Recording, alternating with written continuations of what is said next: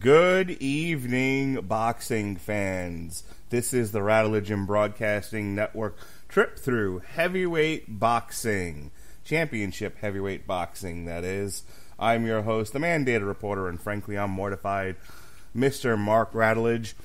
And tonight is Chapter 3 in our long, strange look at the lineal heavyweight champions. We are looking at the life and career of Boxing Hall of Famer Joe Louis. Joining me tonight, as he has for our previous two chapters, and will continue to do so as we go down this winding road, is the punchy pugilist. Tonight he's just not everywhere you look. He is Pat Mullin. How do you do, sir? And I would like to let everyone know that tonight is sponsored by Labatt's Blue Light. When you want to drink Canadian, but you still want to feel American, Labatt's Blue Light. That's very good. People should have paid us for that. I like my Guinness. That's what I like. I don't drink it a lot, but if I have to drink beer, I like to drink a nice thick stout. Well, speaking of dark, thick, and stout, we've got a fascinating subject for you tonight. Perfect. Yes. Joe Louis, the Brown Bomber. He was born May 13th, 1914 in Lafayette, Alabama. And he became heavyweight champion when he defeated the Cinderella Man, James Braddock, June 22nd, 1937. And according to the wiki, he had the longest single reign. How about that, Pat? 11 years and 10 months unbroken as the undisputed heavyweight champion of the world, a mark I don't know that we will ever see accomplished again. And it's just one of the many things that separate Louis from so many others who followed him and came before him. Interesting of note, we've talked about the title changes that have gone on, and obviously we spend a little more time on the more iconic and long-reigning champions of the eras. So Braddock had won his title, as I'm sure most people listening to this have seen, against Max Baer, as is immortalized in the film Cinderella Man, starring Russell Crowe as Jim Braddock.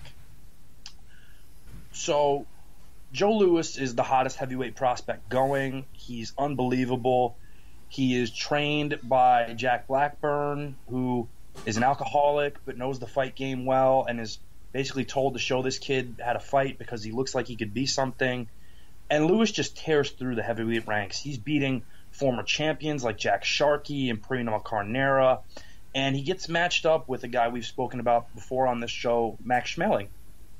And Schmeling is considered past his best but still a viable, good heavyweight who's going to test Louis. And reporters say to Schmeling, what are you doing? You're getting in there with this kid who's destroying everybody.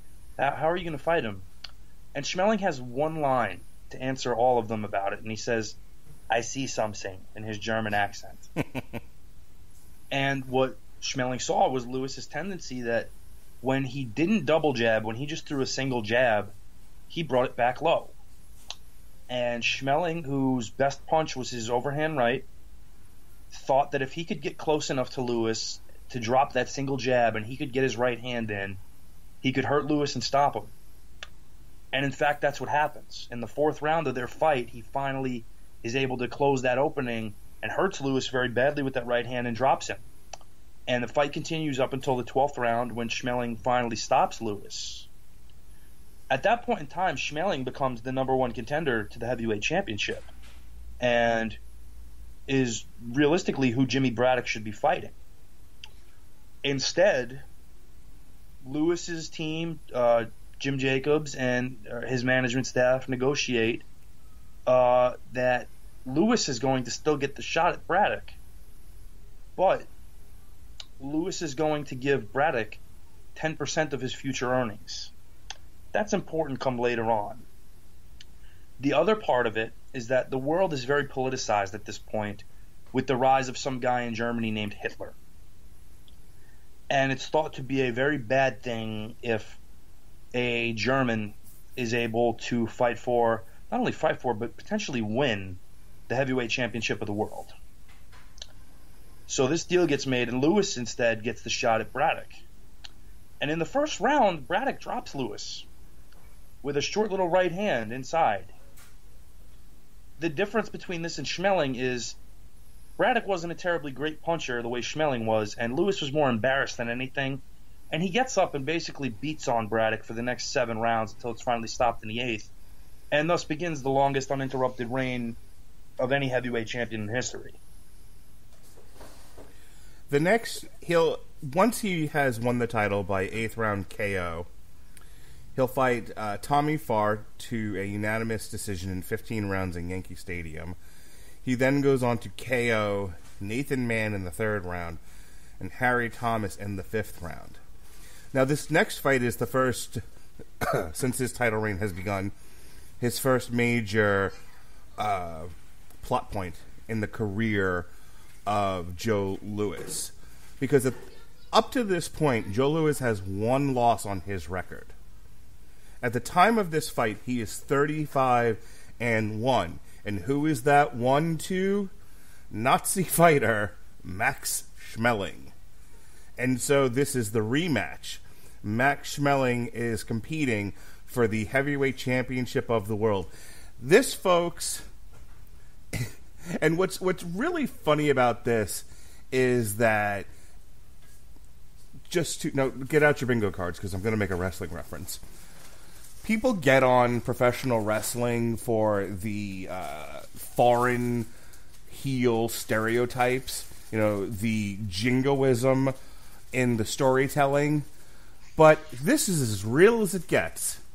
And even here, you had America versus Germany, the America versus the Nazis. These guys are 2 guys having a competitive fight for the heavyweight championship of the world. But the narrative is it's America versus the Nazis in the squared circle. And let's look at the competitors and their backgrounds to their respective countries at this point.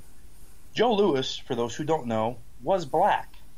Now, he also had some shared Cherokee and white ancestry, but Joe Louis is a black man, okay? At this point in time, he can't use the same water fountains in parks. There are segregated restaurants, buses, all the like. Yet, he's being looked to at this point in time as America's hope against Nazi domination. Schmeling, who's from Germany and has been brought in to have audience with Adolf Hitler, is not pro-Nazi. He is just a very good heavyweight prizefighter who happens to be from the country that is now occupied by the National Socialist Party of Germany, also known as the Nazi Party. During the events of the Nazi takeover and Hitler's reign, Schmeling actually harbored Jews, helped them get out of Germany, and is not on board with what's going on. Yet, the narrative being presented to everybody by the media, by literally everybody, is that this is America versus Germany from 2 guys who really didn't represent either country in reality. It's marketing and jingoism can be a funny thing at times. But let's talk about the fight itself. It's not long. It's a first round KO by Joe Louis over Max Schmeling on June 22nd, 1938. In where? Bronx Bombers, baby, Yankee Stadium. 2 minutes and 4 seconds into the first round, boom goes the dynamite. Let's take a moment here and talk about what made Joe Louis great going into the Max Schmeling fight. Well, it wasn't the phone call from FDR before the fight, though that did happen, and I'm sure added the fuel to the fire. Joe Louis was, Customato once said of him when educating young Mike Tyson, Joe Louis may have been quiet on the outside, but he was pure rage on the inside because he was a black man in a white man's world and he hated it. Joe Louis is probably the first guy we look at who really had an alter ego in the ring that was different. The Brown Bomber and Joe Louis are 2 different people. Joe Louis on the outside of the ring liked to gallivant around with women in private. He liked to play a lot of golf. He, was generally an affable, pretty easygoing guy. On the inside, in the ring, the Brown Bomber took over. And he was devastation from the moment the bell rang. We talked before. Hang on. It's important to know that people still have memories of Jack Johnson during the Joe Louis era. And the people around Joe Louis made it a point to say, if you want white America to love you when their knee-jerk reaction is to not love you, play their game. Be their boy. And there were rules he had to follow based on that. Joe Louis could not have his picture taken alone with a white woman. There had to be somebody else present. Joe Louis could not be pictured eating his favorite food, which is watermelon, because they did not want to present the possibility of a negative stereotype and embrace it. He was not allowed to gloat or celebrate over a fallen white opponent. He was to just simply walk back to the corner and not be excitable or exaggerated or obnoxious in that respect. He was as much as he was trained in how to fight and be disciplined, they extended that to his public image. And so, going into Louis versus Schmeling, round 2. In the first round, and the first time they fought, the very first loss that Joe Louis would have on his professional record, also in Yankee Stadium, by the way, 2 years prior, 1936, Joe Louis was KO'd in the 12th round out of 15. So, Pat, from Max Schmeling 1 to Max Schmeling 2, what did Joe Louis learn that made him so successful in this fight against Max Schmeling, that he would knock him out in the first round? Well, the biggest factor is, like we talked about, Louis had this tendency of dropping his left hand after a single jab while still being in punching range and setting himself up to be hit with a good right hand counter. That's not present this time. But we talk about the political scope of this fight, everything that's happening. That's clearly a motivational factor going into this for Louis. There's that part of it. There's the embarrassment part of it. And, you know, of all the heavyweights we've covered, every one of them at a certain point has lost before they get to the heavyweight championship. And a lot of what we'll talk about is that those losses early in a career help refine a guy and make them better. Because usually your mettle is not really tested until you've lost a fight. And we see how you respond to that. In Louis's case, the biggest thing that had him was a technical flaw. Wasn't for lack of a chin or he, had a stamina problem or anything of the kind. It was just one little technical hitch that cost him against Schmeling. It's not there this time. On top of that, like we talked about, in the first fight they had 2 years prior, Schmeling is thought to be a bit past his prime at that point in time. He had actually received a horrific beating from Max Baer, who showed up motivated to their fight over 10 rounds and really just took a tremendous amount of punishment and was thought to, at that point, kind of be damaged goods going forward. And that's why the win over Louis was such an upset. About 7 months later, he'll take on John Henry Louis and knock him out in the first round in Madison Square Garden. A few months after that, he'll fight Jack Roper in Wrigley Field, Los Angeles, and knock him out in the first round. Which brings us to our next big point in Joe Louis's career. Now, part of it, when we first started this, we talked about the look of the modern heavyweight. These are some big dudes. Deontay Wilder is like 6'5", 6'6", something like that. He is a tall drink of water. And he's wide and he's built, very muscular. He looks like a professional fighter. Tyson Fury is like a walking building. He's huge. And while not as muscular, he is certainly a solid man and not somebody you would really want to pick a fight with. Back in 1939, my spirit animal, Tony Galento,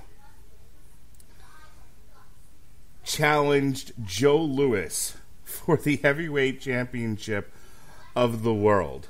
If you don't know who Tony Galento is, Tony Galento looks like a cartoon mob boss. Okay? Tony Galento was born March 12, 1910. He was nicknamed Two-Ton for his reasoning to his manager for being nearly late to one of his fights. I had 2 tons of ice to deliver on my way here, quote unquote. Galento, as the story goes, was one of the most colorful fighters in the history of the sport. Ladies and gentlemen, Tony Galento, my spirit animal, wrestled an octopus. He boxed a kangaroo. Okay? This is the kind of thing Tony Galento did. A terror to the animal kingdom far and wide. An octopus. A kangaroo. Yes, there was such thing as a boxing kangaroo. And that's when he wasn't tending bar in West Orange, New Jersey at his saloon. He also boxed a 550-pound bear as a stage attraction. This man is maybe an inch or two taller than me. Okay, he's listed as 5'9". Pat, can you imagine a 5'9" guy today fighting the heavyweight championship of the world in professional boxing? I'll answer for you. You can't. Galento was a no-holds-barred brawler. He had a wicked left hook, and he never let such niceties as ring rules or sportsmanship interfere with his goal to knock the other fighter out. This guy, I have a great love and affection for modern bare-knuckle fighting, and it harkens back to the days of Tony Galento, who, if you can just picture cartoon boxing in your head, this guy was the master. He looks like a character who would have been in Punch-Out. He really does. And historically, he's probably one of the 10 dirtiest fighters that there's ever been. How did nobody produce a movie about this guy's life starring Danny DeVito? That's a fair question. Because he is one of the great characters of all time. You know, Galento gets the fight with Lewis. And they ask him, you know, so what do you think your chances are against Joe Louis? And he goes, who? And they go, Joe Louis, the heavyweight champion of the world. And he said, never heard of a bum. In his Jersey accent. His training methods are legendary. Eating beer, or eating hot dogs and drinking beer, and going to do his road work at 2 a.m. because he fought at night, and that's when he closed his bar. But he was such a character that there were little things that he would do that were just so odd. Like, Max Baer once described him, when he fought him, as smelling like bad tuna fish and old liquor being sweated out through his pores. Perfect. Because hygiene wasn't important to him because he thought it would be a distraction to his opponent. And he was probably right. But at what cost, Tony? He's also, like we talked about, one of the 10 dirtiest fighters of all time. He had a fight with Lou Nova, and Galento was warned for the following. Knees. Yes, he threw knees in a heavyweight fight. Headbutting, which is not super uncommon. It is when you do it multiple times. Gouging, which nobody does anymore. But in that time when you had thumbs on the gloves that were not attached to the gloves, as well as laces, you could gouge pretty easy. Hitting below the belt, and hitting Nova when he was down twice. And that doesn't even count with them clinching and allegedly falling, when in reality Galento hit a waistlock takedown and drove his knees into Nova's ribs. This guy has the dubious honor of having fought and beaten on June 21st, 1943, classy Freddie Blassie, which is also his one and only fight before he switched to wrestling. He knocked him out in the second round. By the time he finally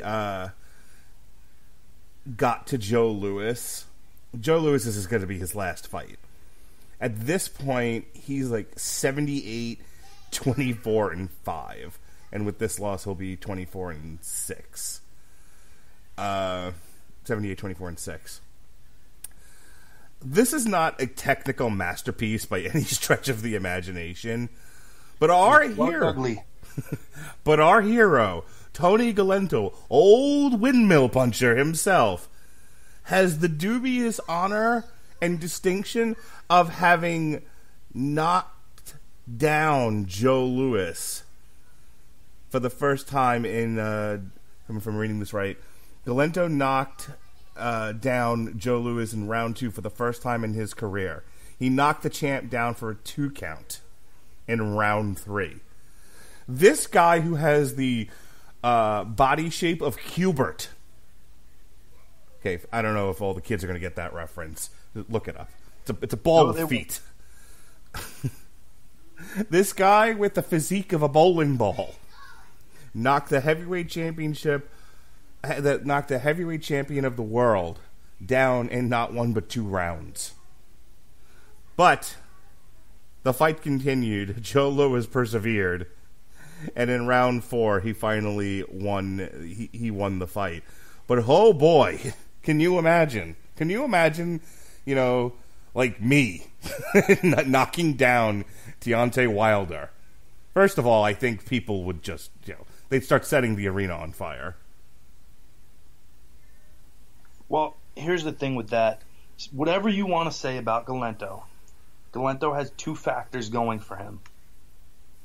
He was very, very tough, and he hit very, very hard. Those 2 things will always get you to a certain level. Lewis and Galento did a show together years later that Kurt Gowdy hosted called The Way It Was, where they would take a look at a past sporting event. And the usually very reserved Lewis, even in retirement, said of Galento at the point where he knocked him down, he goes, "That made me mad, and I didn't really care for his attitude, and I wanted to hurt him." This is the one where I think Joe Louis tried to carry him, didn't he? He was gonna play with him and put on a show, and then Galento went ahead and just cracked him as hard as he could and dropped him. And at that point, Lewis's attitude became, okay, playtime is over. Not unlike what we saw from Jack Johnson and Stanley Ketchel. The other really funny thing about Tony Galento before we move on, and really, if you haven't heard of Tony Galento and you're only hearing about him for the first time, if I haven't teased you, if I haven't got your attention with this man's exploits over the animal kingdom and such, please go look him up. Go look up his fights. So, the ones that you can find on YouTube or whatever. This guy's amazing. Years later, Jackie Gleason would tell a story about Tony Galento. So Jackie Gleason's doing a show, and there's this loudmouth in the audience, and every time Jackie Gleason starts to get into a groove, this loudmouth guy keeps heckling him. And go back and forth, and finally Gleason says, "Look, I've had enough of you. Let's go talk about this outside." And Jackie Gleason turns around. They go outside. He turns around, faces this heckling gentleman, and he says, "Now look, you," probably before he even got to you, it was lights out. Because that heckler is our hero, Tony Galento. And yeah, Gleason would talk about this later, years later, about how he had no idea what he got himself into. And Gleason wasn't exactly a pushover. He was a large man, both in weight and stature, and had fought a lot when he was a kid. And he was not somebody who was going to back down. And the next thing he remembers is waking up in the cellar. Galento only hit him 1 time, but that's all he needed. And if that don't tell you everything you need to know about Tony Galento, I don't know what else will. But yeah, for all the talk of, like we said, Galento and his habits and all this, he was at the time rated the number 2 heavyweight in the world. And again, he had 78 wins on his record. he beat a lot of name guys at the time through his combination of just sheer toughness and punching power. Unfortunately for him, he's fighting one of the very best heavyweights that there's ever been, and a guy considered by many at that time to be the perfect fighting machine. And even dropping him, still not enough. Such is the mettle of Joe Louis. He'll fight Bill Pastor next and knock him out in the 11th round in September of 1939. But our next story takes us to a pair of fights. He'll win both, but how he got there is the story. He fights Arturo Godoy to a split decision on February 9th of 1940 in Madison Square Garden. He then takes a brief reprieve to fight Johnny Paycheck and get a TKO victory just a month later. And then in June of that year, his third fight in the year 1940 in Yankee Stadium, back to good old Yankee Stadium, is the rematch with Arturo Godoy. Now, what's so special about the split decision and then this TKO victory? Why is this important in the life and times and career of Joe Louis, Pat? Well, if Louis had a problem with any one particular fighter, it was thinking man's fighters who could adjust and box and move and not engage him toe-to-toe. So we go back to Lewis's first defense against the Welshman Tommy Farr, which is probably the most difficult defense he had to a certain point. But ever since then, he's been on this wrecking path of just destroying guys left and right. Godoy fought Louis on Lewis's terms. He didn't run from him. He didn't try to be cute and box. He went right at Louis. And while he didn't win, he won over a lot of people. And the thing about that is, it's one of those fights where just because a guy isn't getting destroyed, people tend to give him more credit than he should be getting. That being said, Godoy was a huge hero in his native South America. He's from Chile, and they were all crying foul that he was not scored the winner in their fight. Now, at that point in time, fights are scored by two judges and the referee. The referee gave the fight to Louis to break the judge's tie. And people were just so amazed that Godoy lasted the distance and took the fight to Louis at points, and it was decided that a rematch was necessary. And kind of almost like you see with Schmeling, whenever there's doubt, this is where Louis responds, and he invokes the Brown Bomber persona again. And, a lot of people like Teddy Atlas will say, we don't really know a fighter until they've faced adversity. And this is where Louis tends to shine, is his rematches, maybe more than anything. And this would be a shining example. So as I said, in the rematch, he gets a TKO victory in the 8th round of 15. He'll have one more fight to close out 1940, December 16th against Al McCoy. After that, he fights pretty regularly throughout 1941. He has a lot of fights. I mean, he's fighting almost every month here. He knocks out. This is when we get what's been come to be known, whether fair or unfair, as the Bum of the Month Club. Yeah, this is that sequence in Rocky 3 where Rocky's defending the title. Basically, yeah. And a side note, one of the great trainers of all time, Ray Arcel, he ends up cornering quite a few of the guys who oppose Louis for the title. And because of the nature of their fortunes against Louis, Arcel is given the nickname in the press, The Undertaker. So, yes, Red Berman KO'd in the 5th round. That's January of 1941. A few short weeks later, on February 17th, he knocks out Gus D'Orazio in the 2nd round. The following month, almost a month to the day later, he TKOs Abe Simpson, who was yelling at clouds at the time and wearing an onion on his belt, such was the style. Abe Simon is TKO'd in the 13th round. The following month, He TKOs Tony Musto, who are now into April, in the 9th round. And then here's a fun one. I don't know if you know anything about this, Pat. You can give any insight here. There's a brief note on this. He fights Buddy Bear in Griffith Stadium, Washington, D.C., May 23rd, 1941. Who is, in fact, the brother of Max Bear. And this actually ends in a DQ. No, not with a chair to the head or anything, like that. But Bear's disqualified because his manager refused to leave the ring. Okay? So, Bear had actually put on a really good performance to this point. Through 6 rounds, he actually leads on the official scorecards. However, in the 6th round, Lewis had basically taken his measure and really started to do a paint job on him and beat him up and hurt him. Bear's manager is obviously very keenly aware of this, and so he, in his infinite wisdom, tries to buy time between the 6th and 7th round so that Buddy can recover. The referee catches on to this and is like, this shit ain't happening on my watch. This is a disqualification because your second is in the ring while the fight should be happening. It's twofold in that, one, if he's able to buy Buddy time, then maybe Buddy can go on and fight his best fight as he's been doing. But he also knows that, well, if Buddy loses by a disqualification, nobody's really happy with that.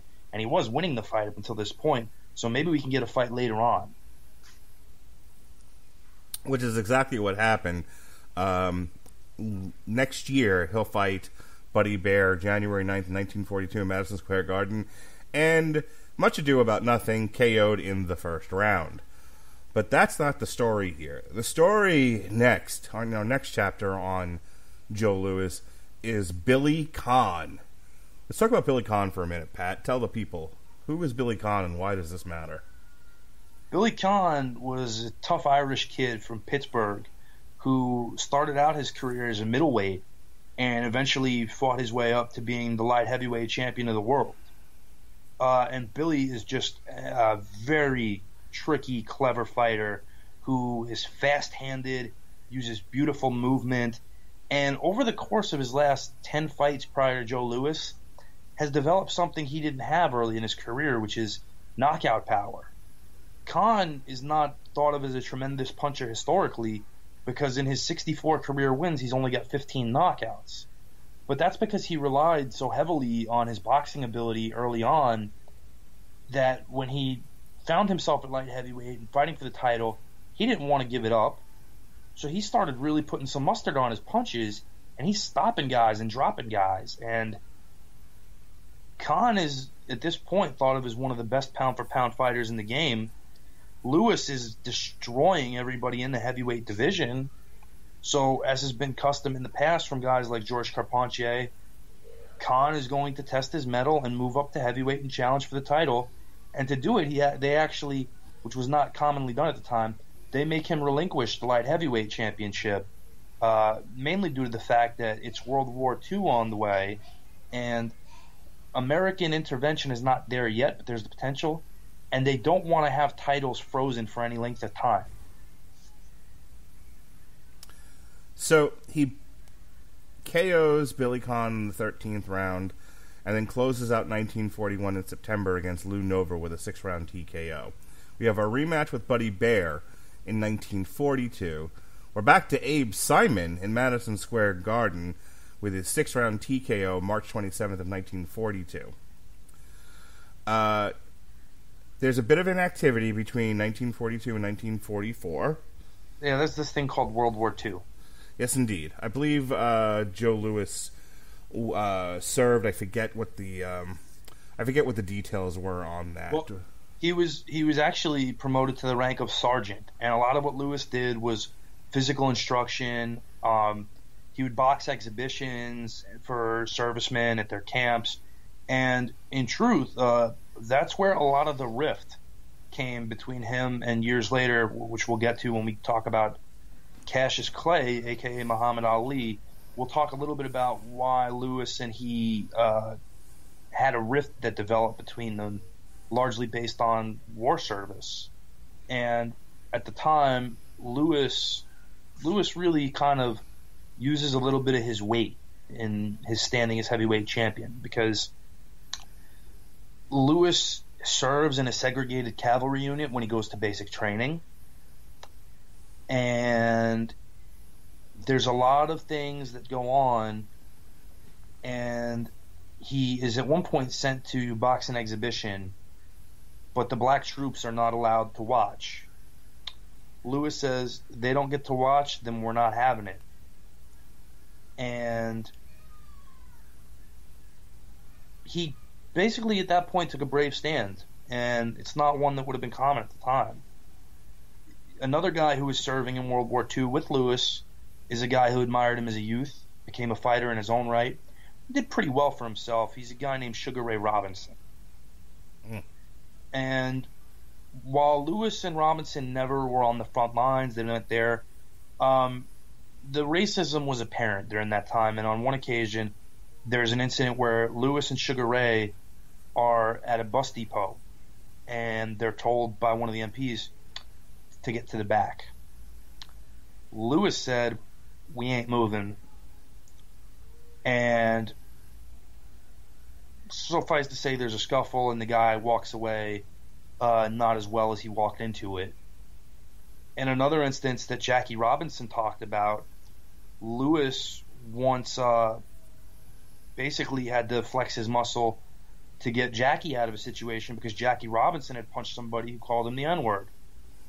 And because Lewis carried such weight, he was able to get Robinson out of being charged with anything or into any trouble.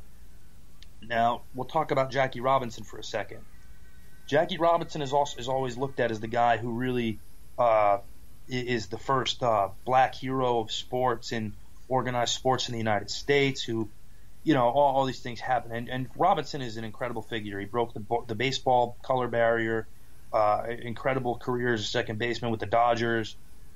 But before there was Jackie Robinson, there was Joe Louis. And Joe Louis opened a lot of doors for a lot of people of color in this country before Jackie Robinson by about a good 10 years. And he doesn't often get credit for that.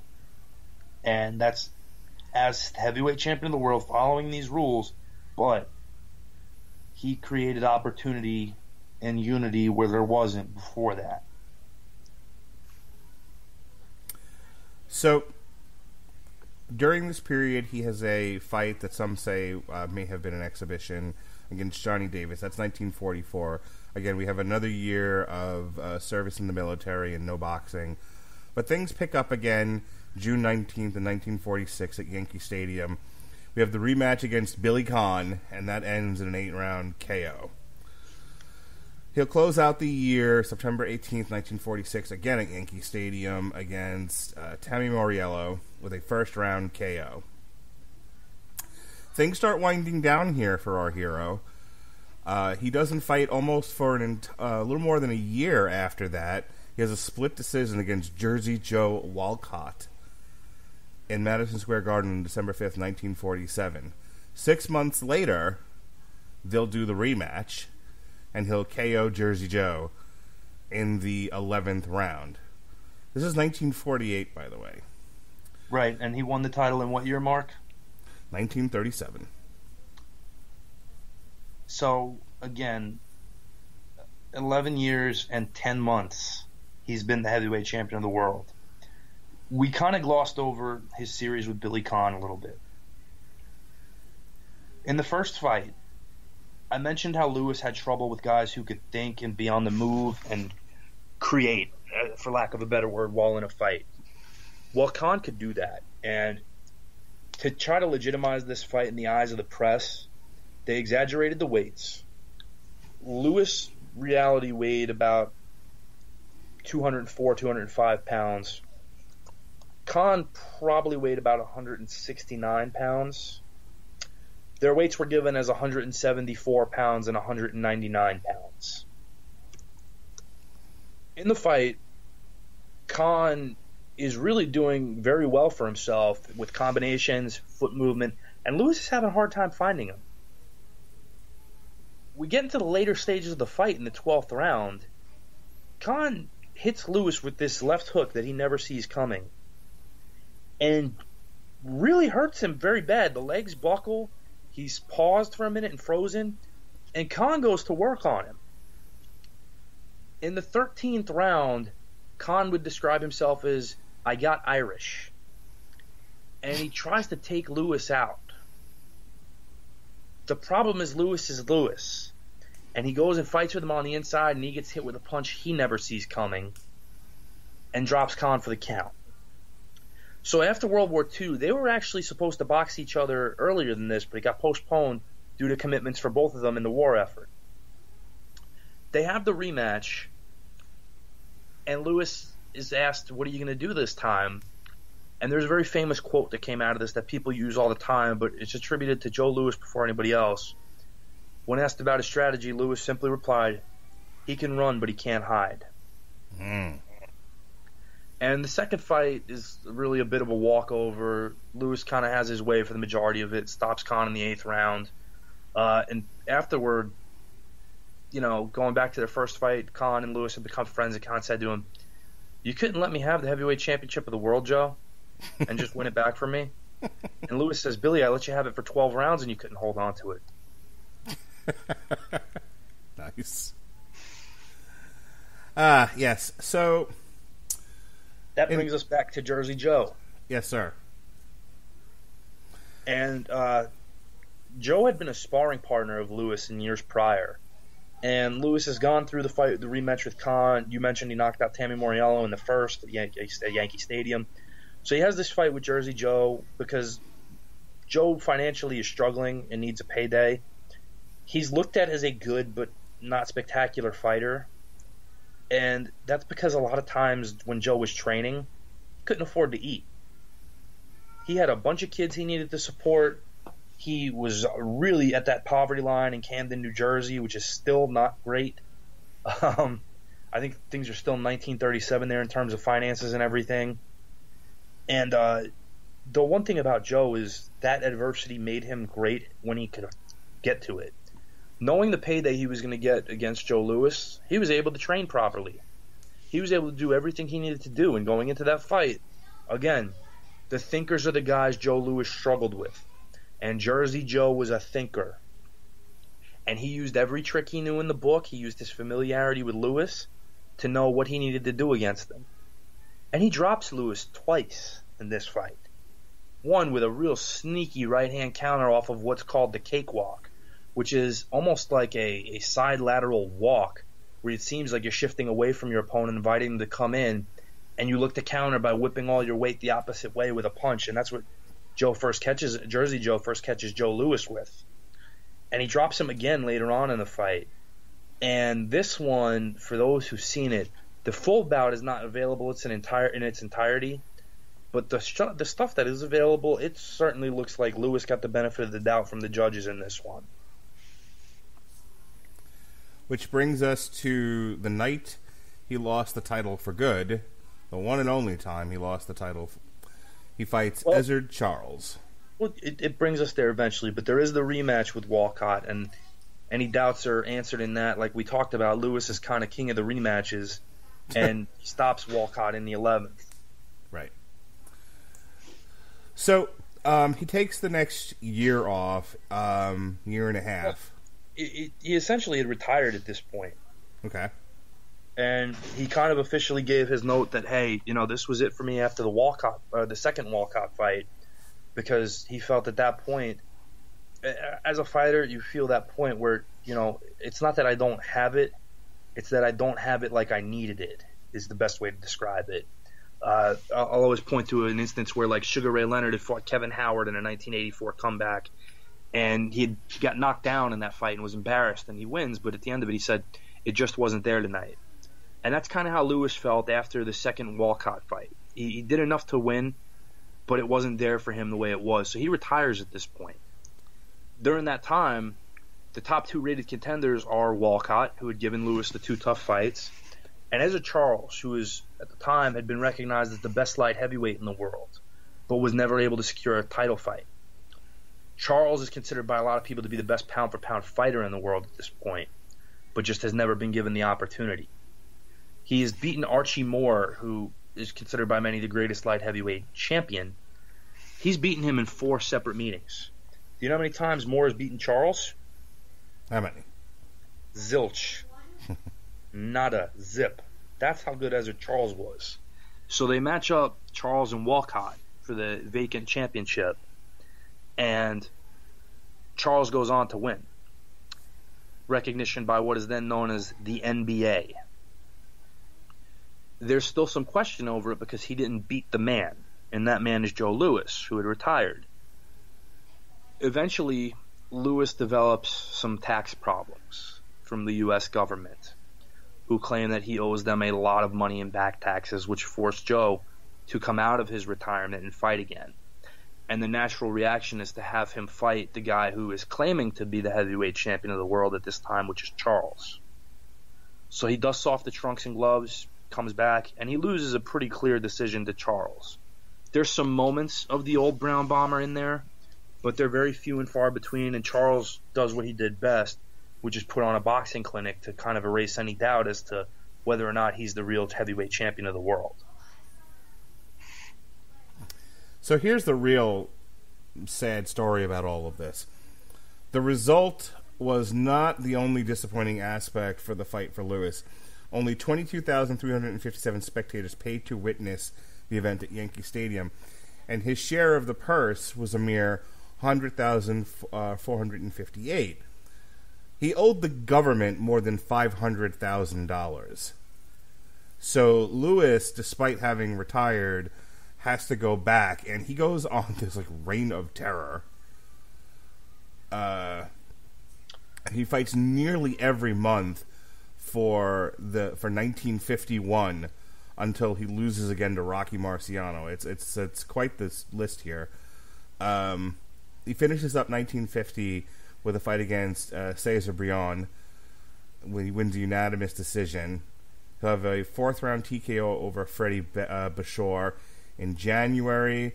Emilio Agramonte, unanimous decision in February. That same month, 2 weeks later, he TKOs Andy Walker in the 10th round.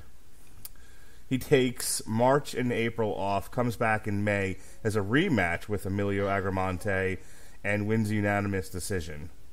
The following month in Madison Square Garden, he KOs Lee Savold. Another rematch with Cesar Brion in August that same month. He fights Jimmy Bivens.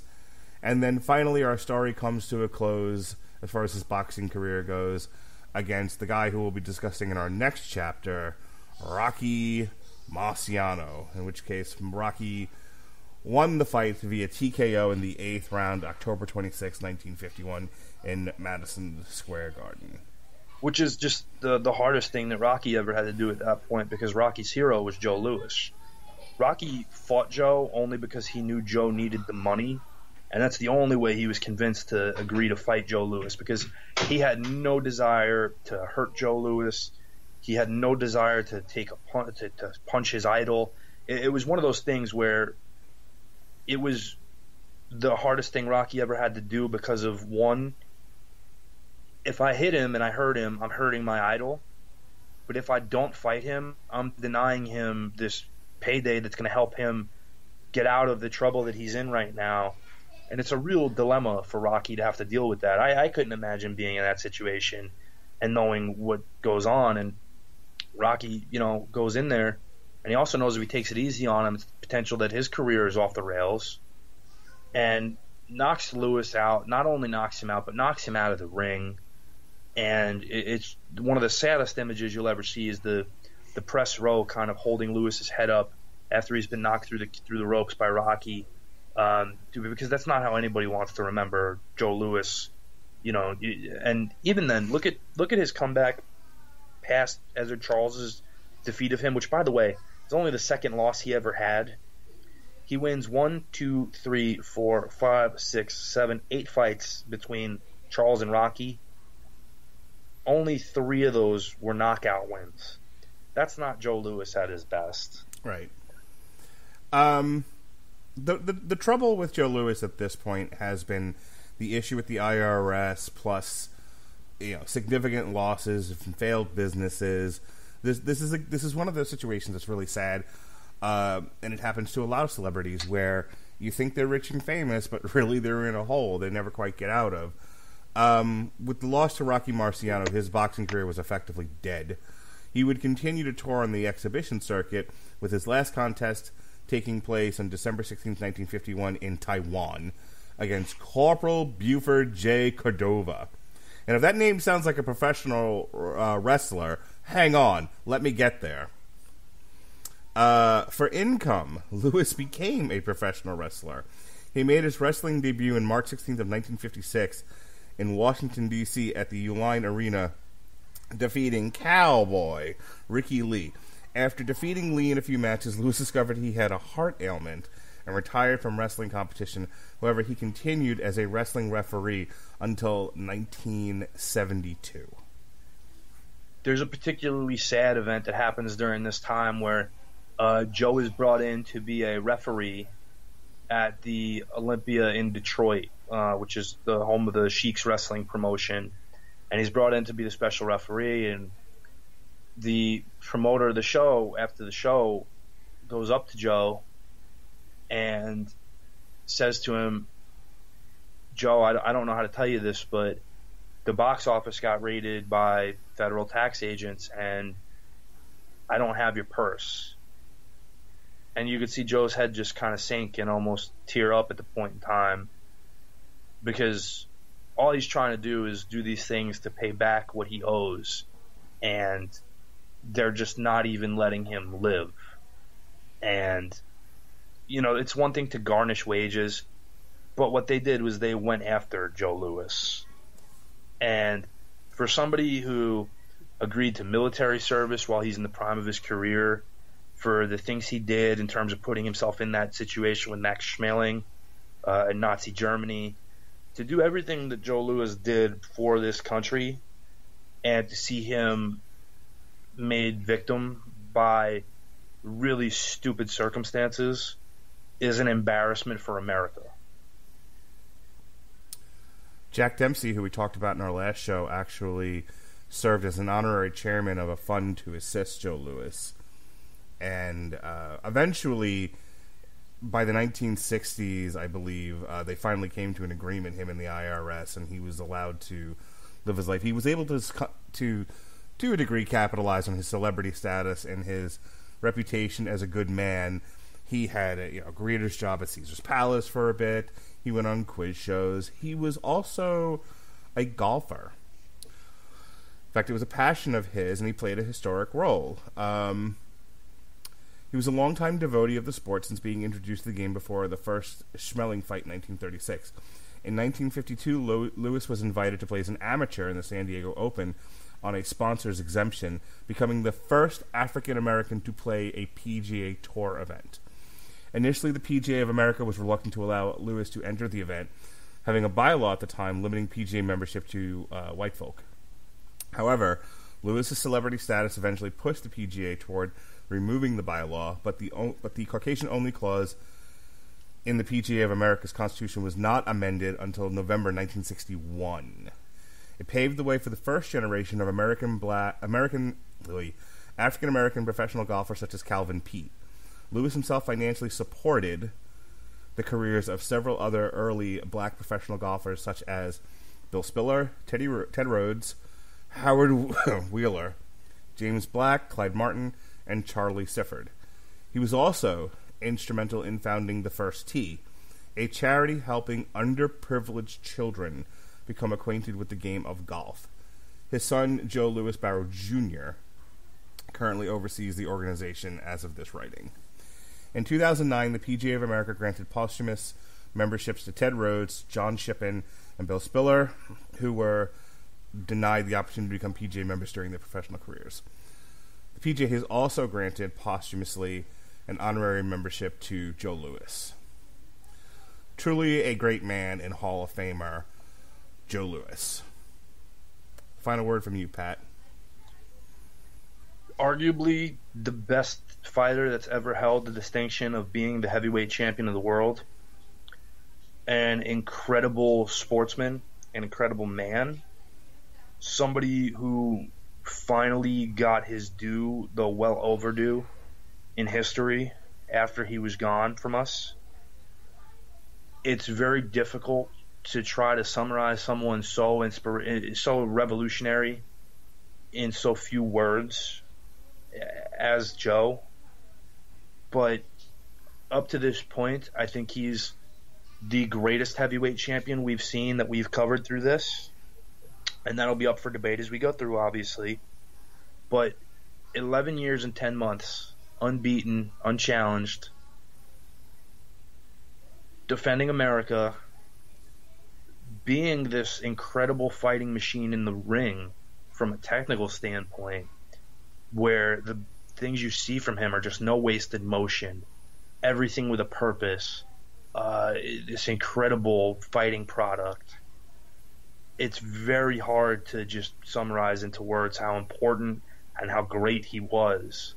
And watching his fights is just something special, whether you realize it or not. When you see them, when you see the clips, when you see the highlights, you're watching artistry at work the same way you would watching, Frank Lloyd Wright design a building or Mozart compose a symphony.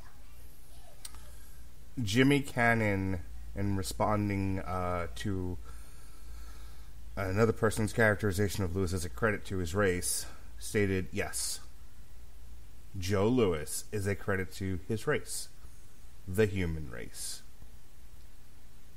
And that is where we'll leave our tale of boxing greats for the evening.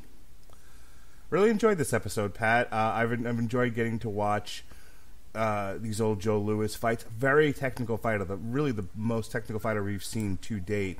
And I'm curious to see where the road takes us next when we look at Rocky Marciano in a few weeks. With a little bit of an interlude from Ezzard Charles and Jersey Joe Walcott. Indeed. In the meantime, Pat and I actually just did a review together. We did Fuller House Season 5 Part 1. That's up in the archives. Tomorrow, if Pat can get out of work on time, we'll do ICW New York No Holds Barred. If not, I'll just be hanging out on my couch watching it anyway. Next week, we've got Doomsday Clock, Watchmen. If Pat's available, we'll do some 80s Kiss on the Metal Hammer of Doom. I am available. Hot damn. You can also check out our Fight Club 2 review and our On Trial for Fight Club, which has been pretty well received. I've gotten some feedback on that. Are you working on the 12th? Are you going to watch NXT TakeOver Blackpool Live too? Let's take a look at the videotape. All right. Give me one moment. This is incredible because this is live, pending. I feel the heart-stopping curiosity happening as to whether or not this is a thing that I can do live, and I'm liking this anticipation building. We're waiting, we're looking. I'm pulling it up, and it's the 12th of this month. Yes, NXT sir. Blackpool, Joe Coffey versus Walter for the NXT Championship. Dun dun dun dun dun dun dun dun. Dun. That's a Sunday. Yes, sir. In the middle of the day. What time does that show begin? The middle of the day. It's England. Right, but middle of the day could mean a lot of things. Goodness gracious. We'll have to... We're going to leave them in suspense, Pat, because I don't know exactly what time of the day it starts. Well, if it's 3 p.m. or later, there's a very good chance I can watch it live. Okay. In either case, we'll try to get Pat on to review, once the event is over, NXT UK TakeOver Blackpool 2. And we'll definitely try to have him on for some more shows here. And we'll fit in this Rocky Marciano show sometime in the month of January. We don't want to wait too long. What else you got going on, Pat? So we've got Kiss happening on the Metal Hammer of Doom, which is a show we've put off for quite a while. We were going to do it at Halloween, but that didn't work out. We had to flip the date again, and now we're finally going to do it as of January of 2020. Aside from that, we've got the Rocky Marciano episode dropping, which we're going to get to, and that's kind of all that's on the burner for now. For the Radulich and Broadcasting Network, anyway, I'll be recording with source material for the upcoming episode based around The Witcher. I will be mostly dropping stuff from the Henry Cavill series that I've finished, and well, you'll have to hear on that what I think about it. And don't fret too much, because February 22nd, I'm going to make sure Pat's not working. He's got to be available. He's going to do it with whoever else I've got on that show, because it's Deontay Wilder versus Tyson Fury 2. Oh, God. I love it. All right. Yeah, we're going to have to do that one. Yes, we are, by Godfrey. All right, folks, thank you for joining us here on this long, strange trip through heavyweight boxing. We certainly appreciate you listening. We hope you enjoyed it. For Pat Mullin, the punchy pugilist, I'm your mandated reporter, and frankly, I'm mortified, Mr. Mark Radulich. Be well, be safe, and behave. Welcome to Four Scores, a new podcast series hosted by Variety's John Burlingame. Four Scores will take listeners on a magical journey into the world of film and television composers, including Alan Silvestri, composer of The Avengers Endgame, Henry Jackman, composer of Wreck-It Ralph, and Pinar Toprok, composer of Captain Marvel. Composers will reveal to fans the challenges, rewards, and emotions that went into crafting these incredible scores. Listen wherever you hear your favorite podcasts.